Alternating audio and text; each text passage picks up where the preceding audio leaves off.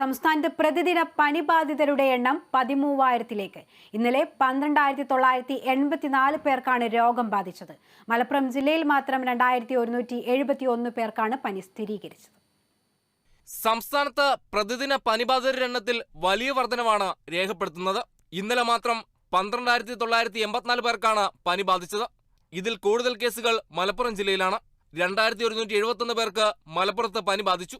സംസ്ഥാനത്ത് ഡെങ്കിപ്പനിയും എലിപ്പനിയും വർദ്ധിക്കുന്നതും സ്ഥിതി രൂക്ഷമാക്കുകയാണ്. 110 പേർക്കാണ് ഡെങ്കിപ്പനി സ്ഥിരീകരിച്ചത്. ഇതിൽ 43 കേസുകളും എറണാകുളത്താണ്. ഇന്നലെ വരെ മലപ്പുറം ജില്ലയിൽ 53 ഡെങ്കിപ്പനി കേസുകളും നേരിയ ലക്ഷണമുള്ള 213 കേസുകളും റിപ്പോർട്ട് ചെയ്തിട്ടുണ്ട്. സംസ്ഥാനത്ത് ഇന്നലെ 8 പേർക്ക് എലിപ്പനിയും 3 പേർക്ക് മലേറിയ സ്ഥിരീകരിച്ചു. എലിപ്പനി ബാധിച്ച് പത്തനംതിട്ടയിൽ ഒരാഴ്ചക്കിടെ 3 പേർ മരിച്ചിരുന്നു. മഴക്കാലം ആരംഭിച്ചതോടെയാണ് പനിബാധിതരുടെ എണ്ണത്തിൽ വർധനമുണ്ടായത്. മുൻകരുതലുകൾ സ്വീകരിക്കണമെന്നും കൊതുക് പെരുകുന്നത് തടയാൻ പൊതുജനങ്ങൾ കൂടി സഹകരിക്കണമെന്നും ആരോഗ്യവകുപ്പ് ആവശ്യപ്പെട്ടു. Kerala vision news, Thiruvananthapuram.